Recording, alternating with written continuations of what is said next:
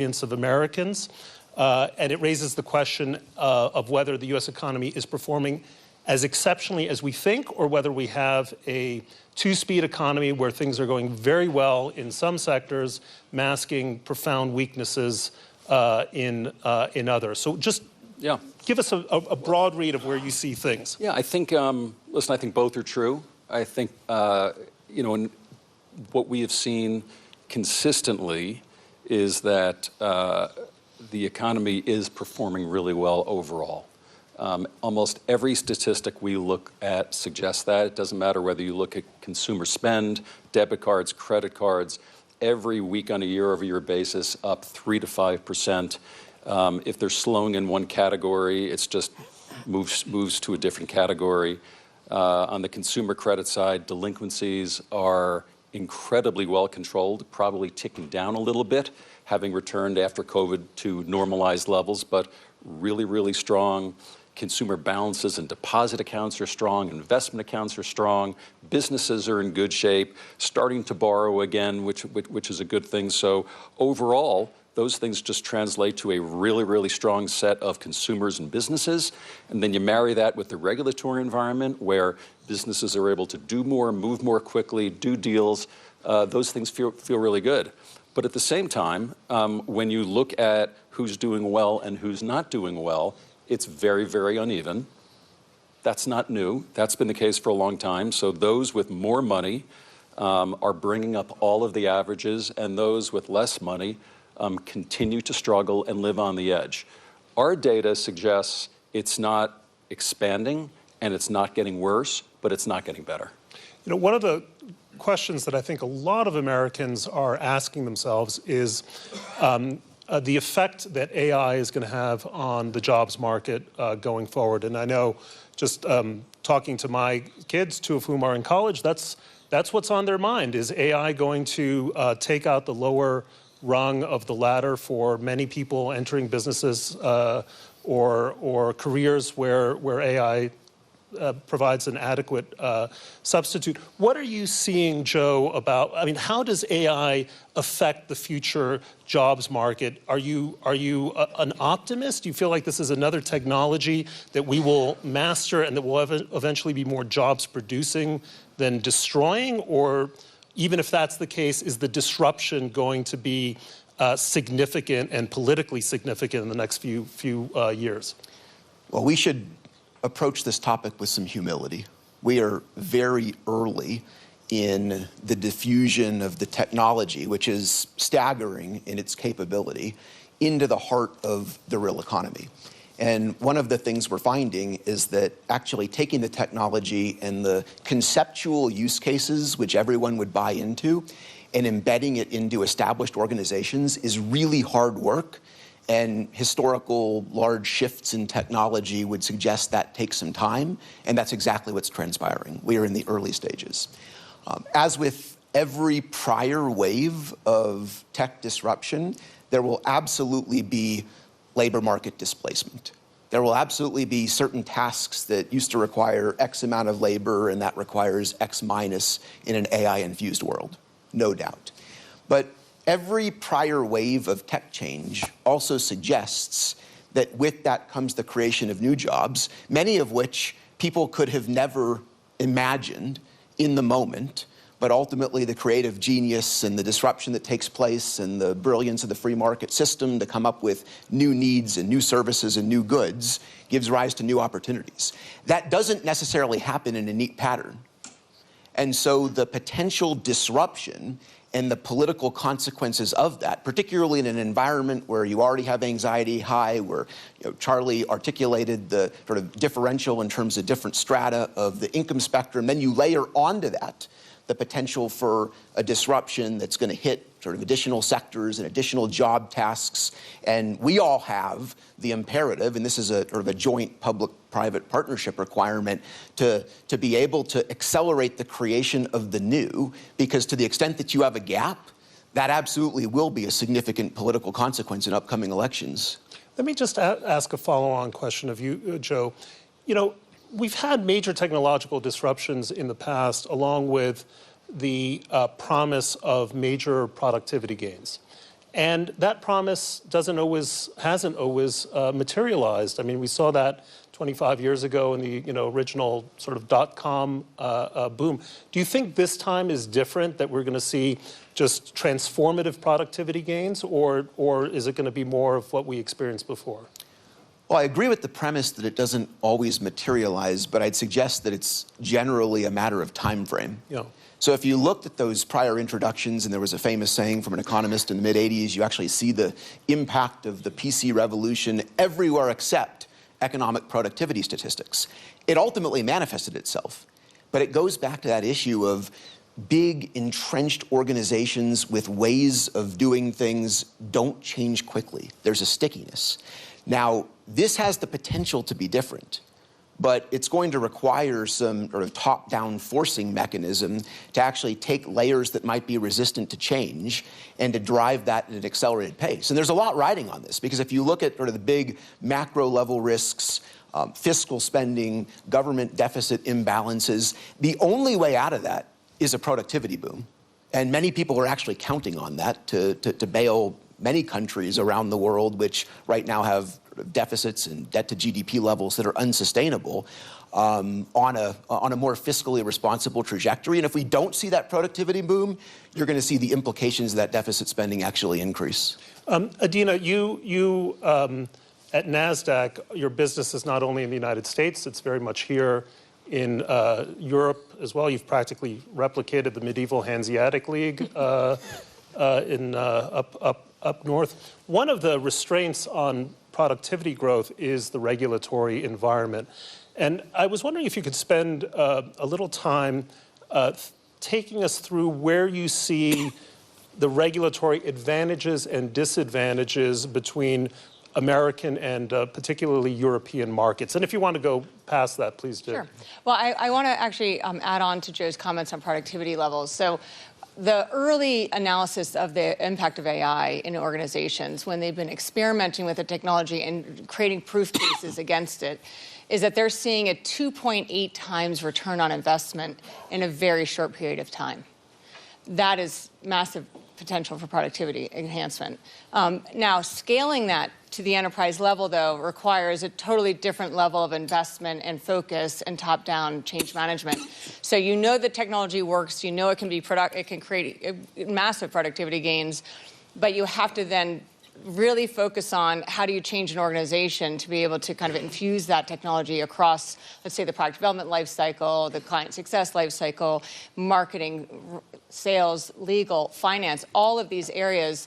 I mean, like just in audit, for instance, I was actually just talking to our audit firm, and they were basically pointing out all of the ability for them to do many more test cases against our financial performance or financial controls with just so much faster, so much more productively. But how do we then kind of take that in and make that an enterprise capability? So I actually do think it's going to take time, but then the J curve will accelerate very quickly because the opportunity is so high.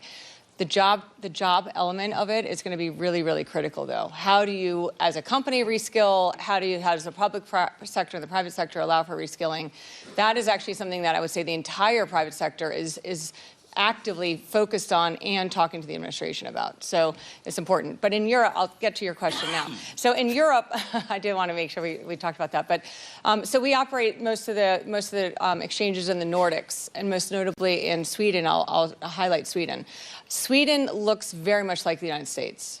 It is an incredibly, its GDP growth expectations are nearing the United States in 2026 from the IMF and growing much faster than the rest of Europe. Their equity ownership in Sweden is literally equal to the United States. Now, that and direct equity ownership of the citizens of Sweden is almost as high as direct equity ownership in the United States. The level of innovation, the amount of new companies coming to market, the small to medium enterprise business model and the markets that support that are very vibrant. And it is kind of this beautiful kind of confluence of a lot of public sector effort to establish a tax regime, establish a regulatory regime, put a lot of investment in education and innovation in the education. The private sector, including a firm called Investor AB, that group puts an enormous amount of money into the educational system to drive innovation learning and to continue to reskill and advance their population. And all of that's done within the regulatory realm of Europe. So I would say that the challenge that we have in operating in Europe, the challenges that banks have in operating in Europe is not just that we have to work with the Swedish regulator. We have to work with the Swedish regulator, the Finnish regulator, the Danish regulator, the Icelandic regulator, 7 regulators in each country, plus the European regulators. And oftentimes there's more than one. And for the banks, there's even more. And that then creates an enormous amount of friction in the ability to effectuate change, to advance the markets, to advance anything, but also just the cost of capital goes way up.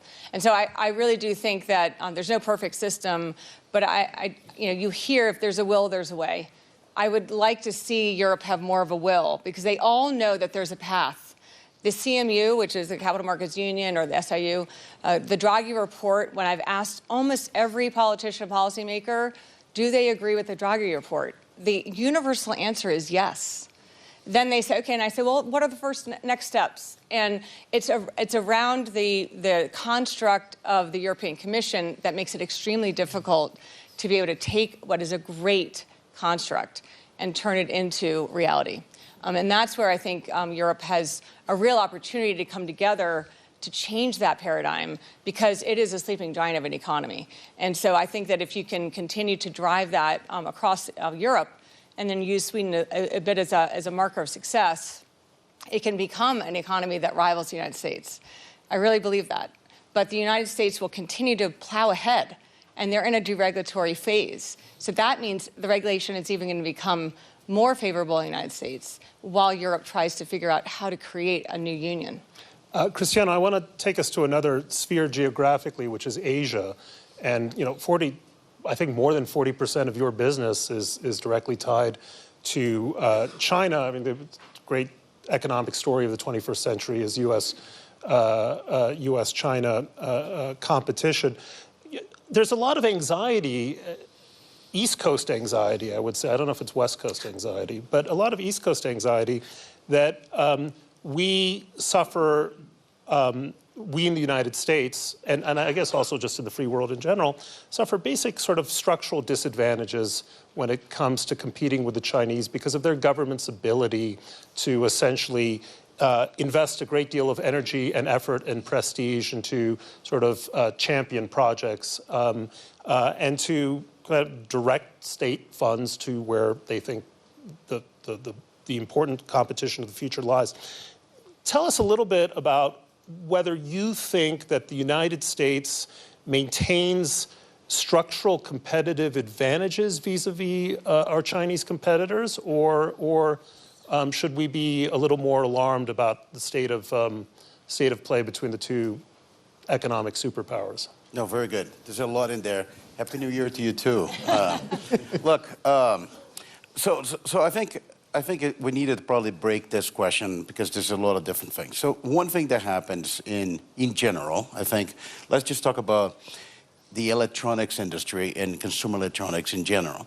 I think every company right now, Qualcomm is no different than all of the other semiconductor peers. A lot of the electronic manufacturing had moved to Asia, and you've seen that there's a lot that was in the 80s and some part of the 90s from Japan, and then it went to Taiwan, then went to Korea, and it's also China. So a lot, for example, a lot of our chips, if you look from a revenue standpoint, you have about 25% is chips that get consumed in China. It's just a function of the GDP size when you look about their size of the economy. But then a lot of things goes through China to a lot of other different countries because that's the manufacturing base. So I think the first part is when you think from a technology standpoint, I think the United States semiconductor industry it's really incredible. Some of the not only Qualcomm but some of other peers among a lot of companies are driving a lot of technology innovation.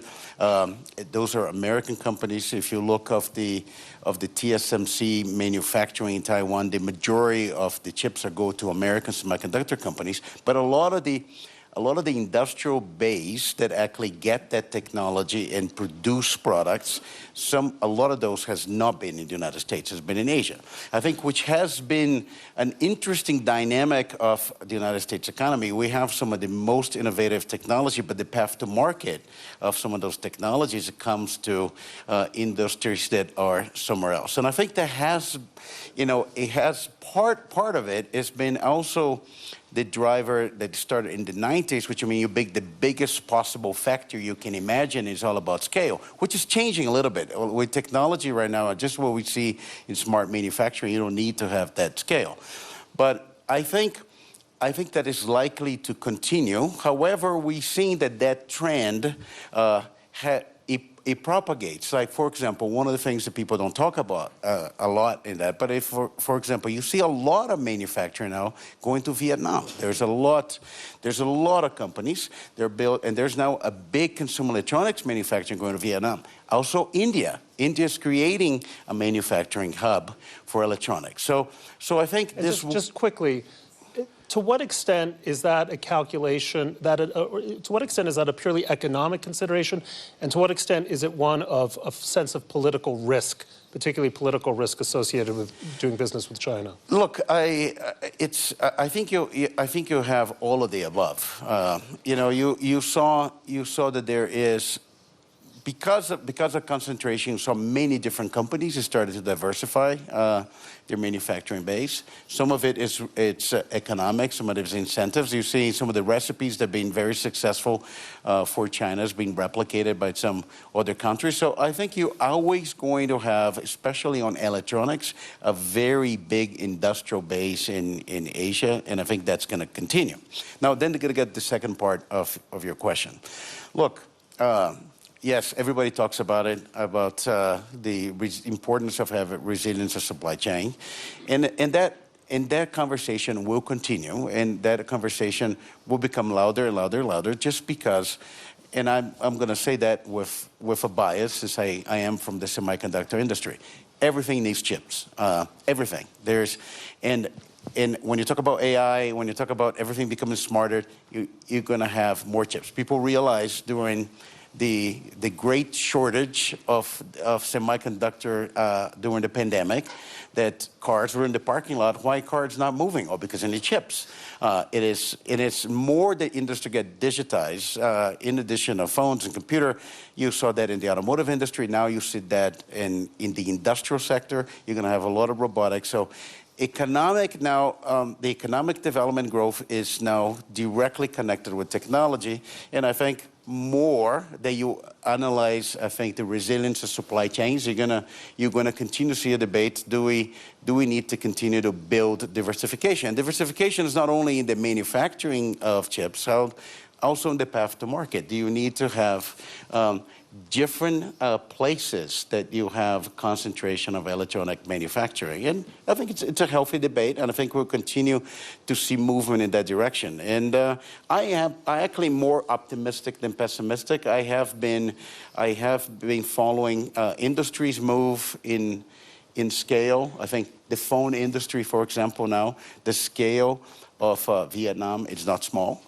It's starting to be significant, I think, compared with China. You started to see now that happens with the PC manufacturing, now well distributed across Taiwan, China, Vietnam. And I think it's going to be continual crescendo to other industries. And other industries are going to have different requirements. So diversity of manufacturing, it's important. And then the last point I want to make on this is we also seen some interesting development, which is some manufacturing, even though it's small scale, certain critical industries actually coming back to the United States. And like we have established some partnerships with companies, for example, in the state of Ohio, that are starting to do manufacturing. And then you have some critical industries that will have a different requirement on the supply chain. So this is going to be an ongoing development.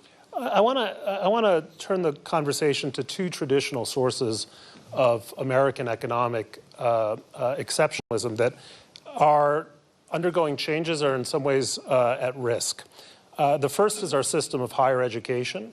For years, we've been able to, through collaborations with great universities, turn out a workforce that's prepared to kind of innovate and lead global economies. The second is immigration and our ability to attract very high talent on this panel, not least, to our shores to lead great American companies.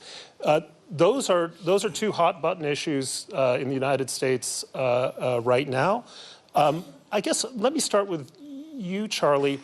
There's a real concern that our higher education system is no longer appropriately geared to producing the kind of employees that companies need and who have the skills that can produce sort of thriving economies.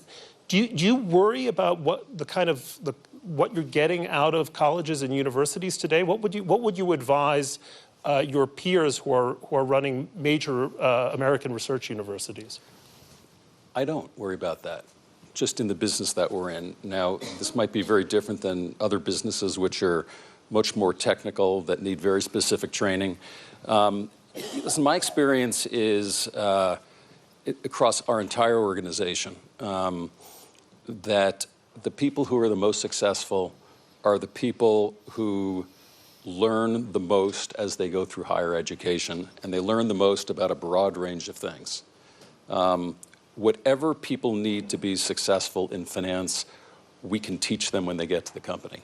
What we can't teach them is the broader context in which they live, the understanding with which the U.S. operates relative to the rest of the world, all the things that you learn through history that you can reapply. And I think all those things are still very much there and are very much part of the higher education system in the country. The other thing which we're incredibly blessed with in the United States is so many strong universities and colleges of all sizes, all types, 4-year schools, 2-year schools. So lots of conversation about the elite universities, about all the things going on there. We hire from a very, very broad range of schools, and that desire that exists in the U.S. population to become educated and then to use that to go on and do something with is still very, very much there. Doesn't mean that it's perfect. It doesn't mean that there aren't issues that we should be dealing with. But I think a broad-based liberal arts education is the most valuable thing someone can get, at least coming into our company. Adina, you wanted to jump in? So I happen to sit on a university board, and so I've had a really interesting seat in what's happening in higher education in the United States. And I look at it as I'll take it, I actually look at the business of the university. Like I take everything through a business lens, but it's been fascinating. Any industry or company that starts to rest on their laurels, hubris starts to come into that institution. They slow down, they don't adapt, and they start to become less relevant. So I have to say, I happen to sit on the board of Vanderbilt, and that is the opposite. Great president of chancellor, I should say. The chancellor of Vanderbilt is incredible, because I think that he has taken this moment to drive that university forward in a lot of new ways, educationally and operationally. And I think that what they've recognized is that there are new skills that need to be developed. The broad-based liberal arts education is incredibly valuable, and I agree with Charlie that it's an incredible education. But then applying that great education into certain skill bases or fusing it with more technical skills. They have a lot of master's programs that they're bringing together, business and technology, engineering and healthcare, things like that, where they're creating joint degrees across the university, across the schools, whereas a lot of other schools in the United States remain quite siloed in their schools, and they don't tend to try to work together to try to create a modern outcome for the student. And I think that we just have to just stay focused on the student, stay focused on what that student needs to understand to be able to enter the job market in whatever field they choose to, with the fusion of technology and the traditional industry that they're going into. And I think that is where universities have an opportunity to evolve and not rest on their laurels and not get complacent. That's a strong view. I saw you wanted to jump in on this, Joe. Brett, you've hit on a hot button. I think this is a topic that we care deeply about. in large part because if you go back to the thesis of the panel around the exceptionalism of the American economy, one of the key ingredients over time has been this exceptional system of higher education that has produced the workforce that has driven that economic productivity. I don't worry about the technical dimension, sort of similar to Charlie's perspective. We still have phenomenal technical production of people and we can teach the skills that we need. I worry a lot about the culture of the institutions and the ability to produce great employees and great citizens who have the ability to adapt a learning mindset and to handle the complexity of diverse points of view. And when you look at what's happened on some of these campuses over the past several years, ideologically, and the difficulty in some cases of being open to divergent points of view, when we talk about AI embracing the potential, what is the role of the human in driving that transformation, one of the most important skills is actually keeping an open mind and wanting to understand a perspective that might be different than the one that I hold or the prevailing orthodoxy. And yet the culture, in part because of what's happening on these campuses, is actually sort of pushing in the opposite direction, greater polarization, people living within their own echo chamber and not actually thriving on a good, rigorous debate of ideas. And we have to get that fixed, and we're starting to see that pivot back.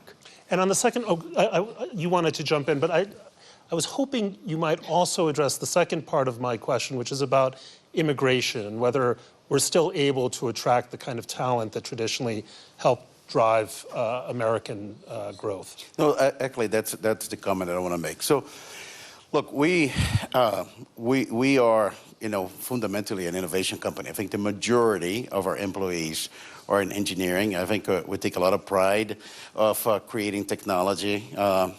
Just in 2025, of all companies in America, we're the #1 in terms of patent applications. And what you realize is what makes some of the American technology companies, so unique is, do you have the ability to attract the best of the best talent? And there are going to be a combination of things. They're going to be folks that are going to come from great universities, and there's going to be individuals that just have such a capability, no matter where they are.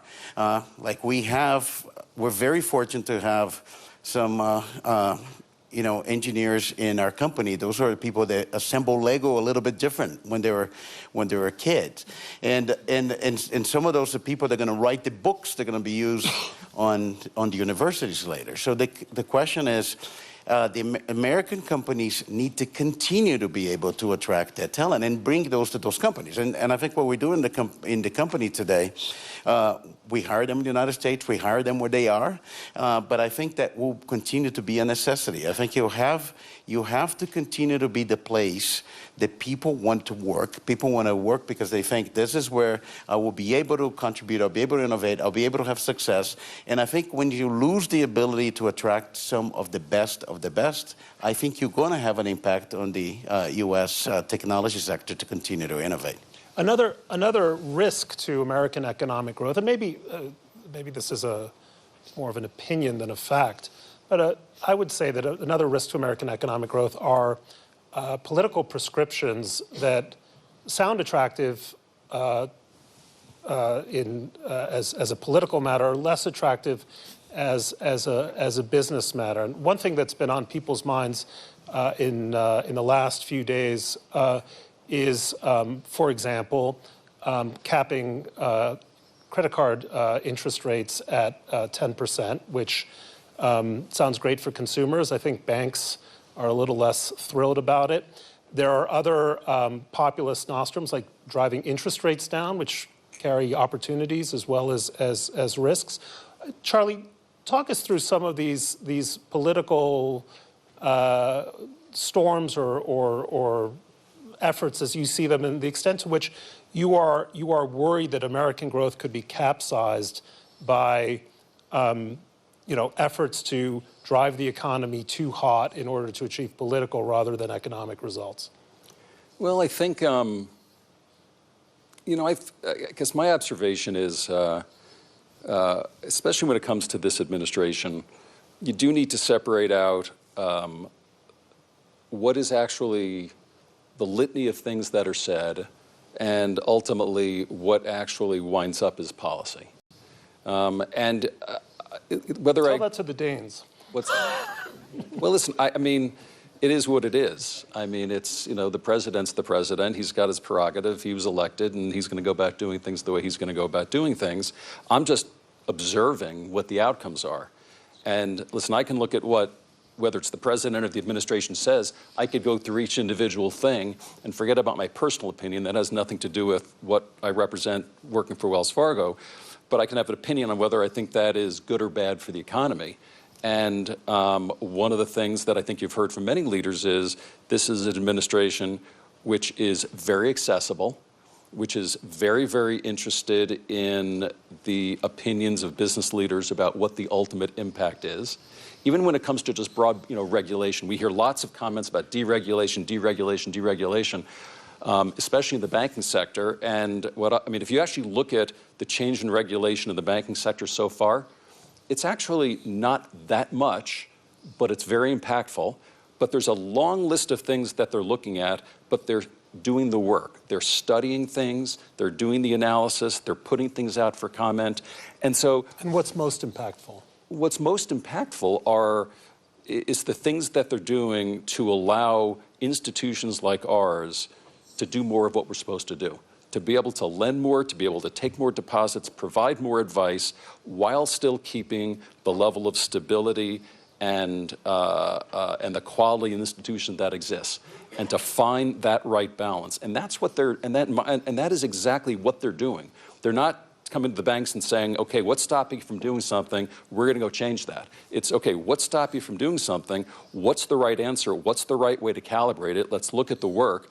I mean, the administration has talked about capital standards. You've got the different regulators looking at how to recalibrate U.S. bank capital.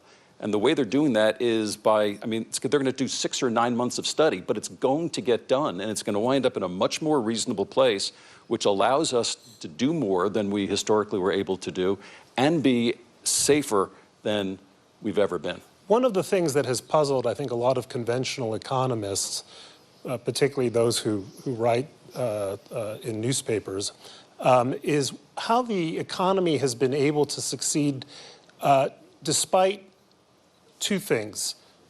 Tariffs, the tariff regimes that the administration has imposed, sometimes removed, and then the question of predictable environments for businesses. And yet that does not seem to have had the effect that was anticipated, say, a year ago. Joe, Adina, do you have some idea of why that's the case? Well, first, just to layer onto this issue of the sort of politically popular prescription, what tends to be, particularly in a short attention span environment, politically popular is to promise an outcome and force it. Whether that be the price of housing and the sort of idea that you're going to cap the rents or the price of credit versus focusing on the supply side, which is more complicated and more nuanced, but ultimately what's required to be sustainable. So how do I get rid of the red tape and foster more building, or get rid of the sort of unnecessary constraints on capital and increase the availability of credit? And so this is one of those very difficult conundrums of how do you engender a more complicated conversation in an environment where the attention span is the length of a social media video. In terms of why has the economy been so resilient, this is not a new theme. You go back over the last several years, there's constantly been these predictions, and the recession is coming, and the soft versus hard landing, and whether it was sort of supply chain shocks, and then the rise in inflation, and then some sort of global conflicts. The business community has almost learned to assume that there will be phenomena introduced that are complicated and difficult, and to sort of get on with it. And I think you're seeing the latest iteration of that. And yes, there's a couple of items that businesses have had to navigate, but there's also some real tailwinds in terms of the sort of pro-business and pro-growth environment created by this administration, the sort of very affordable energy prices, the big boom in investment spending as we sort of look to capitalize on the wave of AI innovation. And so this has become almost the new norm. I see you're shaking your head vigorously, Adina. Well, a few nodding, things. rather, I should say. I think a few things. One, what was originally constructed to be a tariff regime, as dialogue started and as countries started to work both with the United States and with each other, the actual tariffs implemented were much lower than what was originally proposed. So I think also we have to realize the reality was a little bit different than what was originally reported on, and I think that's been helpful. You asked why things aren't why things haven't taken shape the way you would have expected. That's one. Number two. Not only are companies adaptable, highly adaptable, and the private sector is highly adaptable. We showed that through COVID. I think the height of adaptability was COVID, and we've just been able to carry that attitude forward to say, okay, this next change is coming. We've got to figure out what to do differently. But the countries have adapted too. A lot of internal policies have been enacted over the last year to be able to absorb tariffs into the economy, to be able to spur, domestic consumption in some large economies like India, to be able to absorb a lot of some of the tariff impact. And then, of course, I also think companies have been absorbing some of the tariff impact too by creating other elements of efficiency in their organizations to be able to manage through some of the higher costs of inputs. So it is the adaptability of countries and companies to be able to deal with what's coming. Technology is also, it's just, we can use technology in new ways. We can make data-driven decisions. We can be smarter about how we're allocating capital as we're managing through a very dynamic environment. And I think that's what's really going to sustain us in helping us understand and navigate what is a changing world. Can I say one Please thing, do. which is, to Adina's point, when you think about tariffs, people see these big numbers. The reality is when you look at the entire flow of a product from production all the way to the end user, there are a lot of people that participate in that value chain. And a lot of them are our clients in our middle market businesses and small businesses and large corporate businesses. And the reality of what's happened is everyone's taking a piece of it, and everyone has actually looked at themselves and say, how do they deal with that? So it's not all winding up in the end user's wallet. That's number one. The second thing, which I was completely surprised by very early on in the tariff conversation, is because it's characterized as a tariff conversation. When I would travel around the country and talk to our middle market clients who I thought would be incredibly unhappy, incredibly nervous about the whole tariff conversation, it was actually, for the most part, just the opposite, including places like California and whatnot. They would not expected it, where they would sit there and they would tell you, it's not just about the tariffs, it is about trade competition. And it's example after example about people they compete with in this U.S. market, where they're dealing with people from outside the country whose businesses are subsidized, ours are not, and they can't compete on a level playing field, and they can't sell their goods into those countries. That is very, very real. And so the tariff conversation, it's a little bit of an unfair way to characterize it. It's a trade conversation, and it's not perfect, and tariffs are a byproduct of that, sure, which do have an impact. But there are these other pieces which I think are a big contributor towards why you're not seeing the impact that people initially predicted. We have a couple minutes left, and so if there's anyone in the audience that wants to ask a question of one of our panelists, please raise your hand. Is there someone who has a question? All right. In that case, I'm gonna move. I'm gonna ask the. Oh, you have one here, sir. Please stand up and just tell us who you are. Hi, Robin Niblett with Chatham House. Affordability, not necessarily an exceptional issue. We're sitting in Europe, big affordability problems, hasn't been touched on. Anything you can say about that, inflation, et cetera? I can say a few things. Affordability is a very significant issue. I don't think it's just an issue over the last year with the tariff regime. It's been an issue for a long time, and it's a broad-based issue in the economy. I agree with everything Charlie had to say about the resilience of the consumer, but there is a large group of citizens in many countries that are living paycheck to paycheck, are not able to save, are not able to have that. And then with the disruptions of COVID and all of the aftermath of that, I think that the affordability issue has become a major challenge. And then you also have supply chain. I mean, the best way to address affordability is to increase supply. I mean, it is exactly what Joe said. Housing supply is constrained because the cost of capital has gone up so significantly. It has made it uneconomic to build new buildings, new homes, new things like that. So that is and then of course supply chains made it harder to get the materials. Labor shortages made it more expensive to get the labor. So it has really constrained supply of one of the major costs that every individual faces. And so that is an affordability issue. If you had changes, certainly in COVID, you had also supply shocks in terms of just basic goods and services. Most of that has been resolved, but not all of it. And that's also changed. And so having to change supply chains creates shortages in certain areas. I do also think, if you are making a change in the cost of goods, it's going to create short-term disruptions, and it will bring up the prices. And I think affordability is a significant issue. I think it's going to continue to be without really stated policies to increase supply in certain critical elements of the economy to make it so that we can drive that down and make it so that every citizen has a better ability to save. So that's definitely a major issue. I also think, can I just add on affordability is, when people talk about affordability, there's an expectation across the broad masses when you talk about affordability that prices will go down. And it's very, very hard to believe that prices on a broad-based basis will actually go down. Inflation will slow, but that is a very, very different level of expectation. And then the other thing which there needs to be more conversation about is wages. Right, the fact is, you can have price increases as long as there's broad-based wage growth. And the issue is the wage growth needs to be more broad-based than it currently is.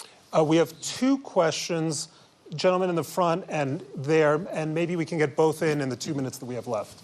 I am Jay Galla from Amaraja Group, India. My understanding of the whole tariff issue was to bring jobs back to America, bring manufacturing back to America. Is that happening? And then the gentleman right there.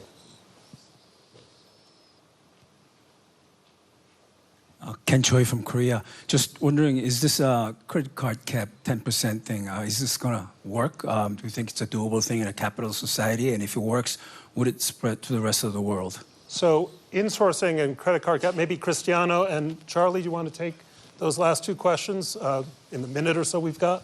Look, I was just going to add that comment, and I think Charlie comment on that.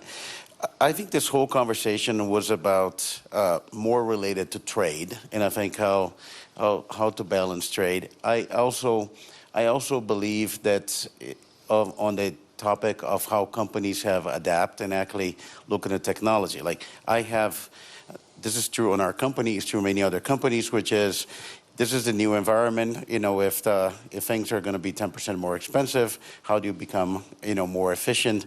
And you actually, necessity is the mother of all innovation. So I think this is going to stabilize. I can't really predict if this is going to be the norm everywhere, but I want to go back to what Charlie said. I think this is actually more related to the rebalance of trade than anything else.